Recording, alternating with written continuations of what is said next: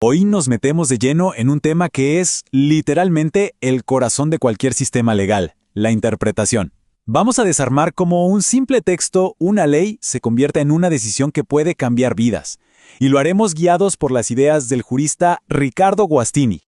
A ver, para empezar, lancemos una pregunta que ha vuelto locos a los juristas por siglos. ¿Las leyes ya tienen un significado fijo, único, que solo hay que descubrir? ¿O el significado lo crea, en realidad, la persona que las interpreta? Esa es la tensión central que vamos a explorar. Primero lo primero, ¿qué es exactamente interpretar? En pocas palabras, es la actividad de darle un significado a un texto legal.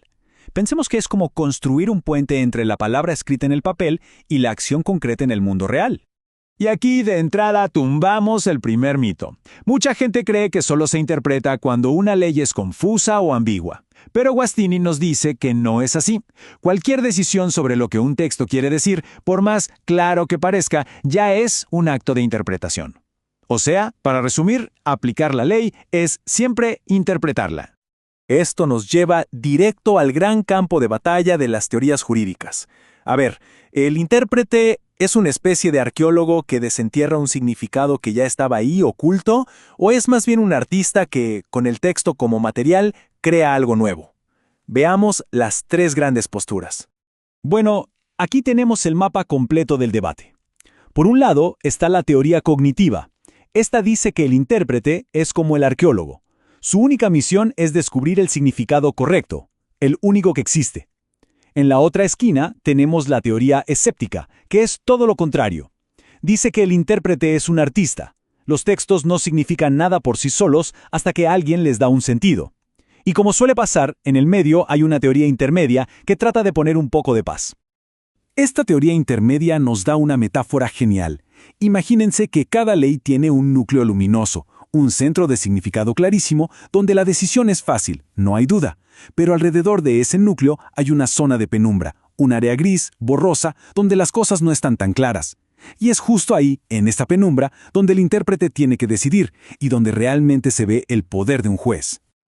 Ok, ya vimos las teorías, que es la parte más abstracta. Ahora vayamos a lo práctico. ¿Qué herramientas usan los abogados y los jueces para construir sus argumentos en el día a día?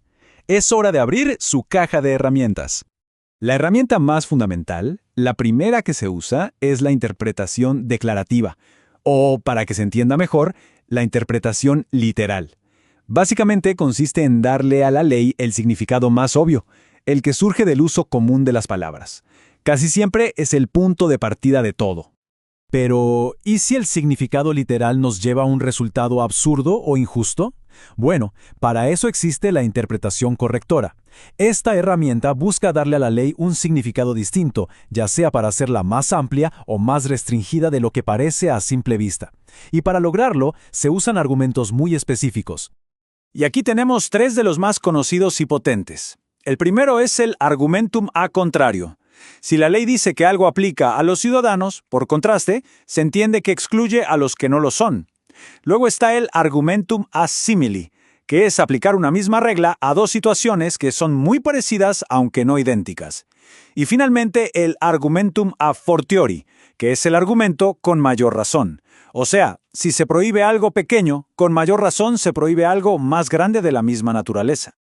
Vamos a meternos más a fondo con una de estas herramientas, que para muchos es la más creativa de todas, la analogía. Es la técnica clave para resolver uno de los problemas más grandes del derecho, los vacíos legales. Una laguna legal es exactamente eso, una situación que la persona que escribió la ley simplemente no imaginó. No hay una norma que diga qué hacer, y eso significa que no hay solución. Para nada. Para eso está la analogía, que es una forma de, digamos, completar el sistema legal, de llenar ese hueco. Miren, este texto de Guastini lo explica perfecto. Hay una ley que obliga a devolver algo que se obtuvo de forma indebida. Por analogía, esa misma regla se aplica a alguien que vende un objeto robado, incluso si lo compró sin saber que era robado. Ojo, las situaciones no son idénticas, pero la razón de ser de la ley, lo que los juristas llaman la ratio legis, es la misma en ambos casos. El proceso mental entonces es bastante claro. Paso 1, identificamos un caso que no tiene una ley que lo resuelva. Paso 2, buscamos otro caso que sí esté regulado y que se le parezca mucho. Paso 3, que es el momento clave. Encontramos el principio que los une, esa ratio legis o razón de ser. Y con eso, en el paso 4, aplicamos la misma solución al caso original que no tenía respuesta. Pero, y este es un pero gigante, esta herramienta tan poderosa tiene una barrera que no puede cruzar, el derecho penal. Aquí el principio de legalidad es sagrado. Nadie puede ser castigado por algo que no esté dicho con todas sus letras en la ley. Usar la analogía para inventar delitos o penas está prohibidísimo. Es un escudo para proteger nuestra libertad. Y ahora sí, subimos al nivel más alto, al más complejo de todos. Si estas herramientas nos sirven para llenar vacíos en las leyes comunes, ¿qué pasa cuando lo que estamos interpretando es la ley más importante de todas? Interpretar la Constitución no es como interpretar cualquier otra ley, es de verdad un juego completamente distinto. Y es diferente por todo esto. Para empezar, su lenguaje es súper amplio, lleno de principios como libertad, igualdad o dignidad. Además, es la ley suprema, ninguna otra puede contradecirla. Está diseñada para durar generaciones, así que necesita una interpretación que evolucione con la sociedad. Y, lo más importante, define cómo se organiza el Estado y cuáles son nuestros derechos fundamentales. Es como las raíces y el tronco del árbol que nos sostiene a todos. Y esto nos lleva a un debate filosófico fundamental. Por un lado, el iusnaturalismo dice que la Constitución no inventa los derechos, solo los reconoce, porque son derechos naturales que ya existen. En la otra vereda, el positivismo sostiene que la Constitución crea los derechos, solo existen porque están escritos ahí. La diferencia es abismal. ¿Los derechos se descubren o se construyen? La respuesta a eso cambia por completo cómo se defienden. Y así, después de todo este recorrido, volvemos a la pregunta con la que empezamos. La duda sigue ahí. ¿La persona que interpreta la ley es solo un árbitro que se limita a aplicar las reglas del juego? ¿O en realidad es un jugador más, uno cuyas decisiones van creando las reglas y moldeando la realidad en la que vivimos? Como vimos, la respuesta no es nada sencilla y de ella depende la naturaleza misma de un Estado de Derecho.